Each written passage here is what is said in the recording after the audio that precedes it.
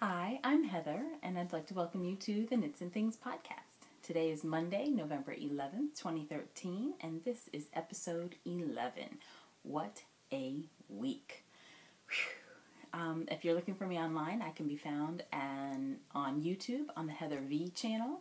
The link for the YouTube location for finding the video is on my blog as well, which is Knits and Things at WordPress. So it's www.knitsandthings.wordpress.com. That's the only time that the and had to be spelled out because my Knits and Things was already taken when I got there. And I'm Heather219 on Ravelry and Instagram. I've also been playing around a little bit on Google+, and I think I'm Heather V there as well. I'll put it in the show notes to be sure, but I did a Google Plus Hangout, and I've been kind of checking in a little bit here and there to try and figure out exactly how the Google Plus works. It looks to me to be a lot like Facebook, so I might try hanging out there a little bit more as well. So, and I'll make sure that you know the name there as well if you'd like to friend me or follow what I post there. I think for some reason that a couple things that I post. A couple apps that I have when you have them post for you can post to Google Plus automatically. Like you can have something, I usually, when I do my runs through the Nike app, or when I do picture collages through VintaFrame, you can have the app post to different places for you automatically. And I do believe the Nike app might post to Google Plus if you asked it to as well. So I'll have to check that out and start messing around on there a little bit more because there's interesting things to be done. I really like the fact that they have the Hangouts, which is something definitely not offered by Facebook. All right. There's also a group on Ravelry, and it's the Knits and Things podcast group. So if you want to come over there and join in the conversations going on, there's been a lot of success with the What You Knittin' thread. I love seeing everything people are working on. Some people are working on some great projects this time. I saw Sharon V is working on the Dark and Stormy cardigan that I did as a knit along last winter, or I guess this past winter, with the Knitting Samurai podcast, and that was really interesting. And it made I love that sweater. It works as a work cardigan for me. I wear it like a jacket or a blazer, usually with something black underneath, black pants, black shirt. But it works a little bit. The color I chose, I used a Test Designer yarns. And the color I chose will work with navy blue and work with black, and it's like a forest green kind of color, so it's really pretty. So come on over and join in the conversations and see what's going on. I also hit 50 members this week, so yay, and I will be doing another drawing to celebrate that before the podcast is over, so look for that towards the end. So for now, let's move on to what's going on. And so the first category is going to be to think that I saw it on Mulberry Street, which is all the things going on in my cute little neighborhood or nearby, as you'll see. So the work week was pretty much uneventful. We were getting ready for conferences, which were today, because in my school district, the teachers still have to work. Kids don't have school on Veterans Day, but the teachers still have to work, which always irritates me because I am a veteran, so... Anyway, happy Veterans Day to all those out there and all those families who supported their military members. Thank you so much for your service and your dedication. But the teachers had to work today, so I had parent-teacher conferences, and the children got to be home. I saw a couple of them that came in with their families, but the children were off today, and we had conferences. So last week was spent getting ready for that, and then I took off this morning so gung-ho and ready to get to school that I left my laptop here at home. So it's a good thing I work 10 minutes down the road because I had to come all the way back home, grab my laptop, and go all the way back to work. But I was very early this morning since I didn't have a little one with me to take to school as well, and I got home and back in time about 20 minutes before any of my conferences came in, so it was all good. But over the weekend, I did some great stuff. I had a really great weekend, kind of hanging out with my boy, and I took him to see, a couple weeks ago I mentioned going to see Cassandra Wilson, who is one of my favorite jazz artists, at a local supper club.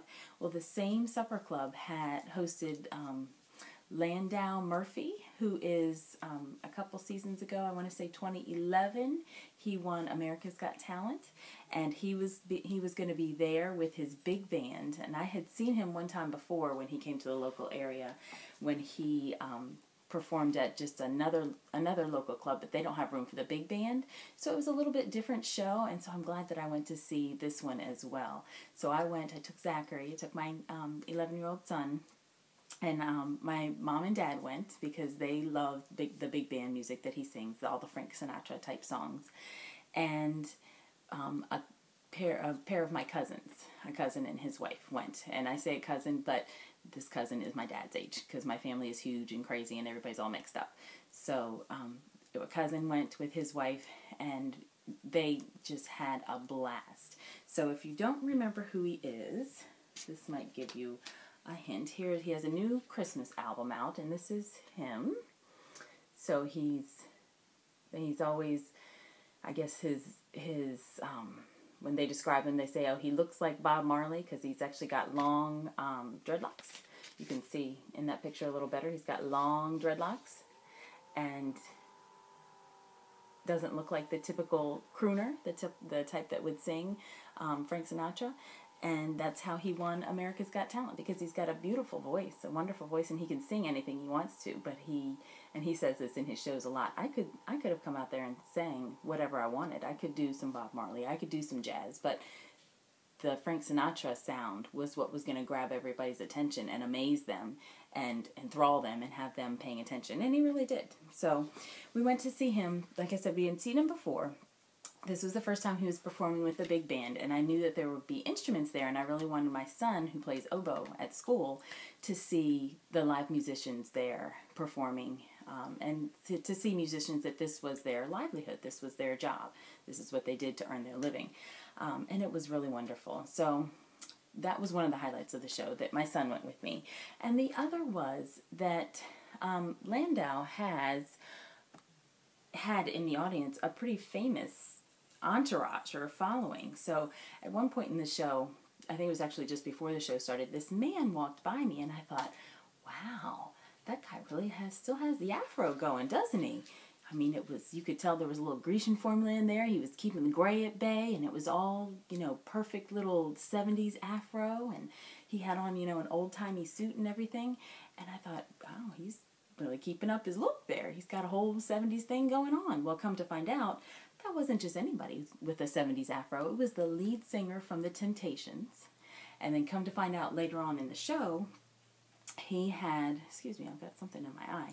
He had, not only was that lead singer from The Temptations there, but there was one of the singers from The Drifters and one of the singers from The Platters. So if you don't know 50s Motown era singers, that might not mean anything to you, but to my dad and to my cousin Freddie, it was a big deal. And they were so excited because they introduced them, and then those guys came up and sang backup for Landau for like 3 songs.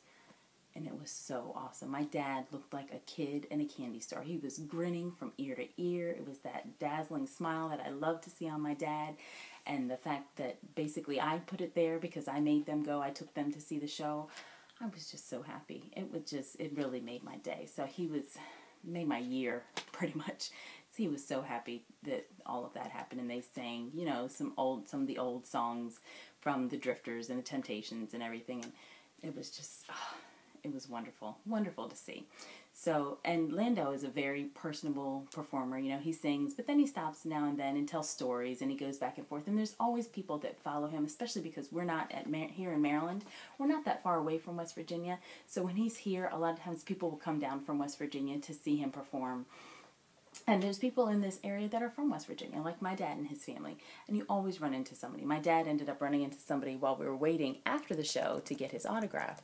My dad ran into somebody who went to school with his big sister. So it was a really nice show. And so like I said, afterwards he signed autographs, and he did sign this one. Signed it to my dad. They called my dad Sky when he was a kid. And so it says, "To Sky and family, best wishes." And then this is his signature, which we've gotten before. And it was very very touching to see when we got up there. You know, he shakes hands and he really talks to everybody. And he shook hands with my mom and dad. And he stopped and he looked and he says, "Hold on." He says, "You guys were at the reunion in West Virginia, weren't you?"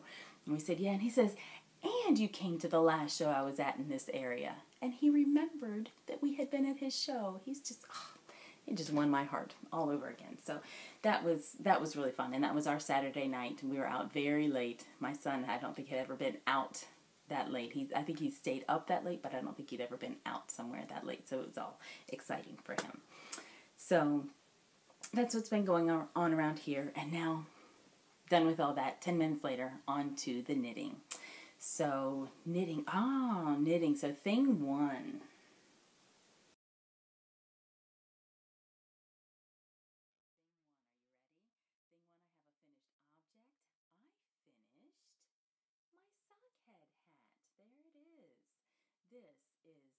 I really enjoyed this knit. I know it was straight stockinette and it can be a slog to get through, but having just a plain stockinette project around I think is a good tool to have in any knitter's bag of tricks, because you can do stockinette anywhere. You can take it anywhere and work on it. And I did take this lots of different places. So this is it, and I think I'll try and slide it on. My hair can't be messed up too much more than it is already. So here it is. Ugh. And it looks good with the nice lot of slouch to it, I think. And I think it fits pretty well. I think it worked out really well. And there it is. Yeah, and I really like it. However, I did decide that this is going to be gifted. This will be the hat for my son's teacher. He still isn't sure. Apparently he's not sure that this is stylish enough. And I keep telling him, I see people in all the magazines with big slouchy hats on. He says, "I can't give a hat to my teacher that's really supposed to be a sock." So I told him to get over himself. And it's going for his teacher, and I think she'll love it. I think she's a cute little blonde, and she's got blonde hair, blue eyes, and freckles. And I think this will be very attractive on her. So this was the Malabrigo sock in the Solis colorway. Yes, Solis colorway. Again, I didn't have the ball band, but everybody in my Yarn Snobs group has been telling me that that's what it looks like. And once I started knitting on the hat, I remembered that it was Malabrigo sock.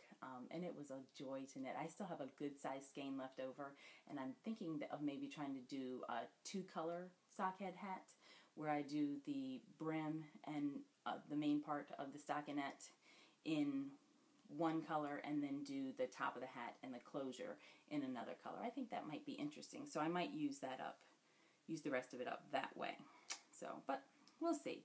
And what I really like about this hat, I love the top of it and the way the decreases go. I think it looks really, really neat and really interesting. And I didn't notice this in the pattern, so I don't know if it's a happy accident with this yarn that they line up so well and that you can see them.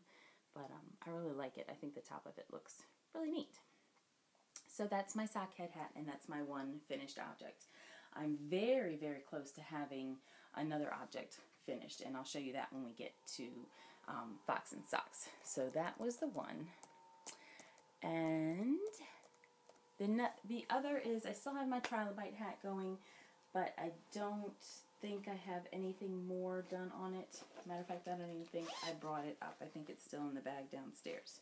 Right, so I have not worked on the Trilobite at all. I did decide, however, that the blue hat that I was originally intending to be for the teacher, because remember I wasn't too sure if I was really giving the sockhead hat away or not. Well, I am going to give it away. I'm looking at all the things that I have to knit and all the things that I plan to knit for Christmas this year. And I was originally going to use this blue yarn in the pressed leaves hat for Zachary's teacher, because I like the blue yarn of the sockhead hat so much. But I've since come to my senses and decided that I really can't do that. That I really need to do something that's a little bit quicker, a little bit more mindless, because I do have 2 Trilobite hats to knit. I do have a toy to knit for my nephew, and I've never knitted a toy, so I don't know how fiddly and how much attention that's going to take from me. And I have a whole hat that I have to design for my son. So I didn't really think that it was going to be reasonable to do that. And besides, that pressed leaves hat is a lot of work and a lot of concentration. And if I were to knit that and she hated it and never wore it, I guess I might not ever know, because she is my coworker, but she's in the middle school section of the school, and they don't really have too much to do with the primary side. So other than having my son this year as a student, I don't know that I would be able to see her wear it in subsequent years the way I have seen the other teachers. So I ripped that out and decided I'll do press sleeves, but I'll do it for myself in a different yarn later on this year, and that this yarn I will keep knitting, since this is the yarn for the Diabetes Awareness Month knit along, but it's going to be in a different hat. It's going to be in a hat called the Corrugated Cloche, and it is in the Knitwear magazine. Knitwear, I think this was from 2012, spring 2012, Knitwear magazine. And that's not the best picture. Where's the big picture? And this is in the ruching section, and so it's got a lot of gathers, and it's a little, you know, flapper style type hat, or flapper type style hat. It's a cloche, definitely. And so there's the hat. So it's got a lot of ruching. It's got gathers here, and it's got that corrugated. The reason it's corrugated, I think, is because of the rib that comes in every once in a while there horizontally. And so I think I'll knit this one up for me. So I'm not going to rush through it. I'm going to do it in the time frame of the knit along, so it'll be done by the end of the month, because it's just, the knit along is just for the month of November, which is Diabetes Awareness Month. And the task or the assignment was to knit something blue. To knit on something blue, in hopes that you would be able to talk with somebody about Diabetes Awareness Month, just as a happy accident. And also, if I was doing press leaves in this color, I would never take it out of the house. I would never take it to knit night. I would never take it to my knit group that meets at Wegmans. I would never take it to Panera when I go and sit and knit with my son or anything. So I don't think I would ever be able to talk to anybody about the knit along if I did that. And this has several rows of just plain stockinette in between the two ribs, and so I decided to just go ahead and cast this hat on with this yarn. And this again is the Leading Men Fiber Arts yarn in the Deep Sea colorway. This is their DK weight base, and it's a gorgeous, gorgeous blue. Different tonal shades of this gorgeous bright blue. So this hat is still here, now changed, and I think it was probably about that much the last time you saw it. I also have in this bag, I am still working on my folded, the sleeves for my folded. I did work on them a little bit this week, but you probably can't even tell. That looks about the same. I've done maybe an inch, not much at all. So this is the folded pullover by Vera Valimaki, and I have no picture because my printer didn't print very well, but it's just a plain A-line pullover. Well, not just a plain A-line pullover. It's an A-line pullover that has several folds at the collar, which is why it's called folded. So those two projects are going on, and I'm losing yarn here. And the trilobite I talked about, so I think we're on to Fox and Socks. All right, for Fox and Socks. Fox and Socks, I have figured out, I've had my aha moment. I now fully understand the pattern for the Stitch Surfer. So these are the Stitch Surfer socks that I'm doing for my sister for a Christmas gift in the Inspiration Dye Works, which is the striped yarn, and Miss Babs' Yummy Sock yarn, which is the purple. And this is the Stitch Surfer pattern from Knitty. And it's a really great pattern, and it creates a wave effect when you knit both socks and then wear them together. So depending on which sock you put on which foot, you'll either have a wave of purple in between. So this sock is gonna wave this way, and the other sock will wave along with it. So you'd either have a wave of purple, or if you put it on, other way around, you'll have a wave of stripes down the middle as your feet stand together. And I think it's really cool. And I finally, like I said, I finally had my aha moment. You cast on at the toe. This is a toe-up sock. And I really like the way this heel was done as well. So if you get a chance, really go check out that pattern because it's really interesting. But you cast on at the toe and you're kind of in the middle of a wave. If you can see, it's hard to see because the two purples end up being very close in color sometimes, which is probably why I had so many problems. But you start kind of in the middle of a wave and then you bring it up as you're increasing here. You're pretty much staying at the same point, but then once you get your toe as wide as it needs to be, then you start waving or surfing. You surf to one side and then you stop surfing, and you surf to the next side and you stop surfing. And that's what took me a while to get. I didn't really fully understand that until I had done it a couple times. It was actually after I turned the heel. So I turned the heel, and this heel just looked so intriguing, and I was kind of worried about how it did because you don't do a bunch of gusset decreases and increases and everything else. It just, you stop surfing and you go back and forth for the heel, and then you close up the heel, and once you get back to that point, you continue surfing. And I thought, wow, so the heel only goes, if you can see, the increases and decreases stop here and starts again right here on this side. So it's just that little heel, which I guess is kind of like doing an afterthought heel. I guess you just have that one little bubble of extra material, and I had my mom try it on because my mom's feet are about the same size as my sister's, and it works out really well. So, Stitch Surfer pattern. I'm really excited, and I hope I'm going to finish the rest of this tonight when I watch Dancing with the Stars. So, there's my Stitch Surfer sock. And I think that's all that I have going for, I think that's it. That's all I have going for Fox and Socks. So, that was quick and easy. On to thing 2, and thing 2 is spinning.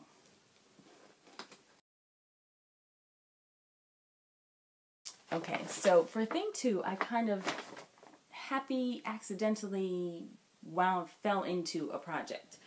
I was in the mood for spinning the other night, and I thought, I want to spin something, what can I spin? And I thought, oh, I should go through and see what I have that's blue that I could spin. And I took out a couple things that that I've been wanting to spin.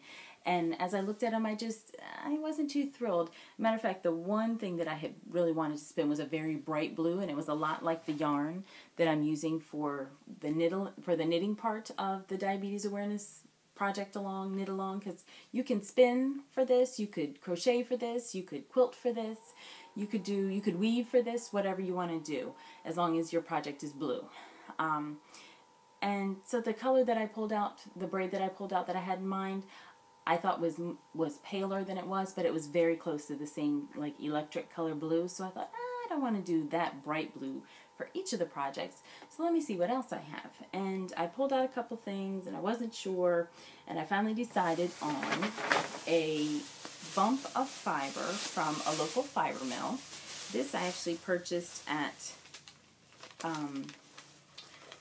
Maryland Sheep and Wool 2 summers ago. This is from the Singleton Fiber Processing Company. This is who did the fleece that I bought this year.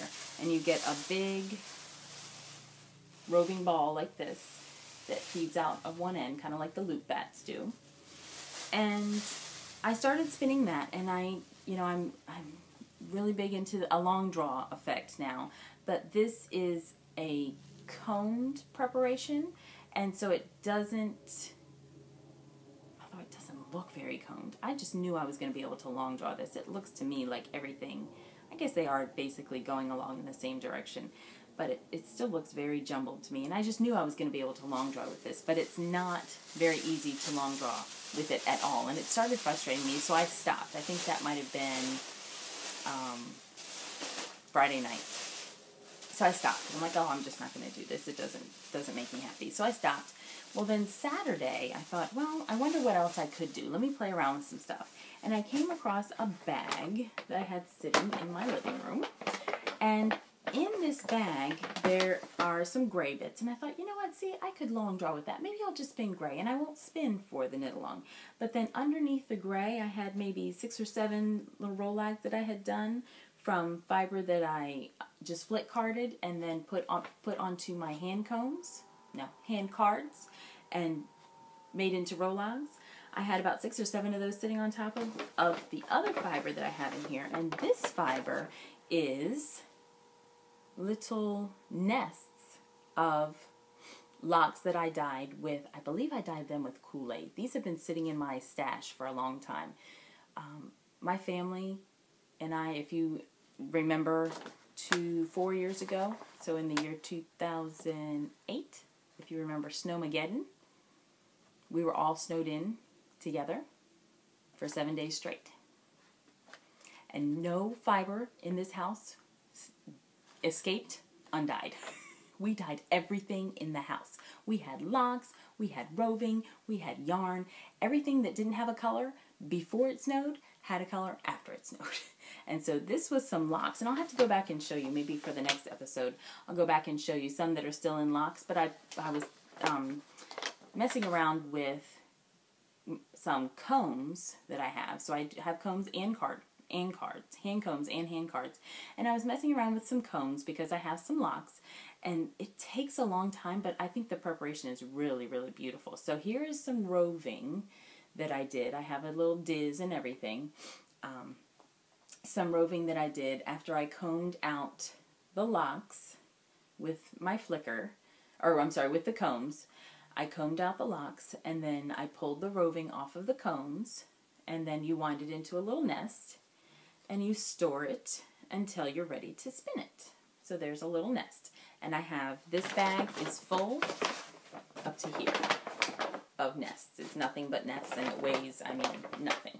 It weighs nothing. So there's a lot in here. There's a ton. Let me see if I can give you a peek inside the bag or not. Yeah, there I can.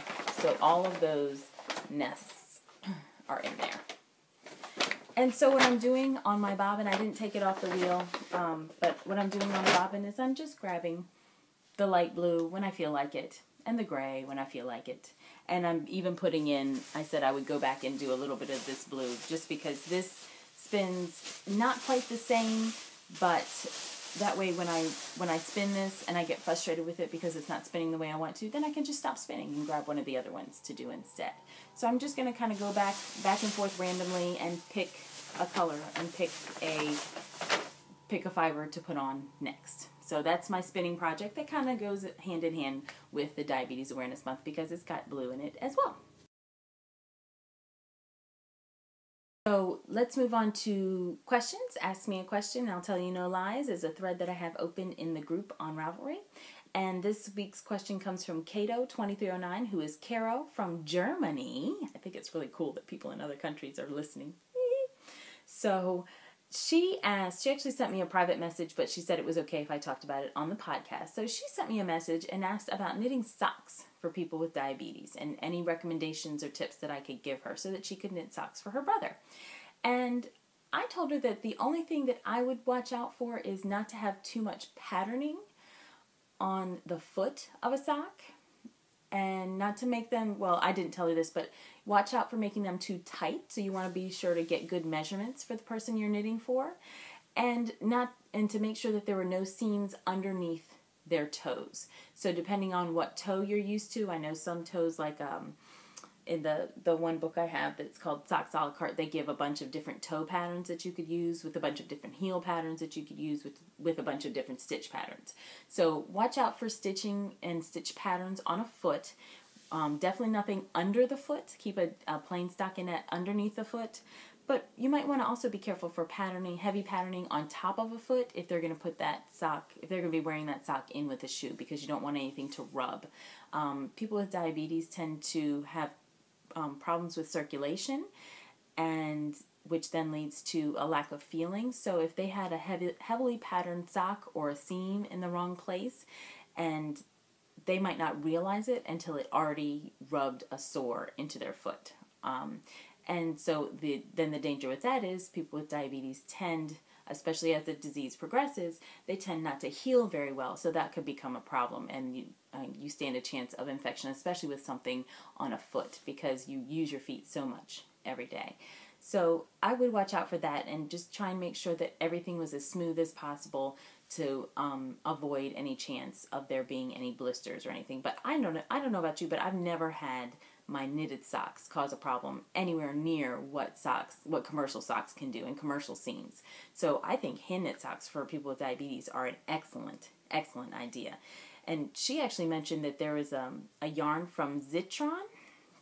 let me come down and make sure I'm looking at all my notes. She reported that a Zitron yarn was actually labeled to be good for people with diabetes, and she said that it's a yarn that has 75% wool and 25% bamboo.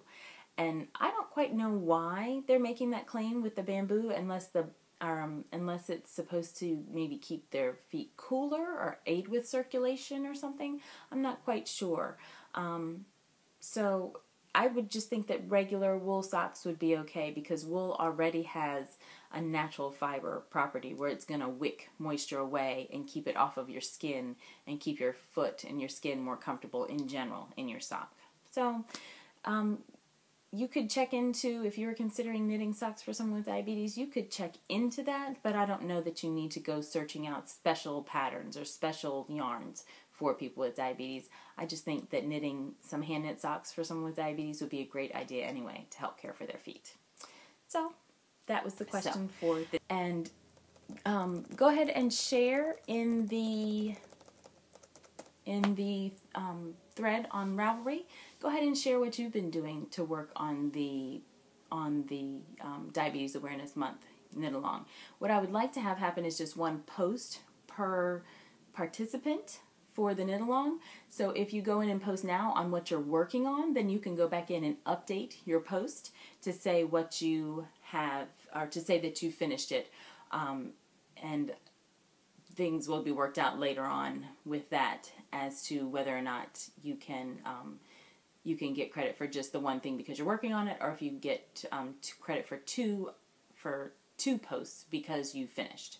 So go ahead and post. If you've started working on something, feel free to go ahead and post in the Diabetes Awareness Month thread that you have started working on something, and I will try and do the same and get the ball rolling. So this brings me to the contest from last week. I said that the winner for the October What You Knittin' was Rose Bob, and she contacted me, and she actually lives in UK, so I'm sending her the skein of Opal. So I figured I would still continue to offer the skein of Araucania if you would like it. So again, for the What You Knit in November, you'll have a choice of 2 yarns. So the Araucania is still available, but I would also like to make available this skein, which is a skein of Fibra Natura Yummy, which is 100% superwash wool, and it's in all these gorgeous tones of green that I think will be really, really nice. In something, I don't know, it's a little bit more of a rustic wool, and like I said with the other skeins that I've used, I've had it in my stash for so long, and I really have no desire to go back and knit anything with it, so I might as well pass it on to somebody who would like to knit with it. So if you would like to win either one of these, please let me know by entering the What You Knittin' in November thread. And all you have to do is post about what you're knitting. You can post as much as you would like. What I do at the end of the month is I just go through and write down who has participated in the thread and then pull from the old fishbowl. So it's just a matter of who has participated, and everybody gets an equal chance. So these are the two yarns that are up for grabs for November. You can pick whichever one you would like. We also hit a milestone in the group, and I have 50 members now. So I would also like to offer 2 skeins, only because I can get this back very easily, because this is sold at my one of my local yarn shops. I have 2 skeins of Spud and Chloe Fine. So let me hold this up to you while I read the label from the other. This is Spud and Chloe Fine. It's a sock weight yarn. Each skein has 248 yards. It's 80% superwash wool and 20% silk. So it's a very nice, it looks very nice, and it's very nice and soft and squishy.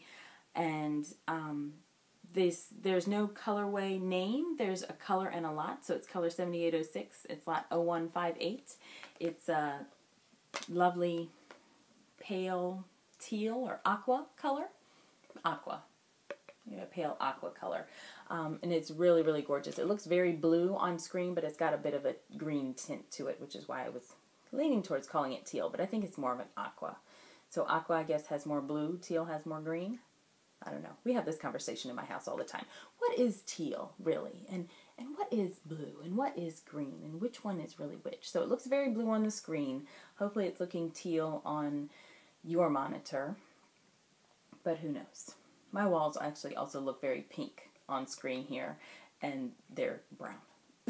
So who knows. Hopefully it's coming across clearly for you and not too distorted, but I don't know. It's a pretty shade of blue that I'm seeing on the screen, but it's not true. So if you're seeing just a pale blue, that's not the true color. It's got a little bit more of a green tint to it.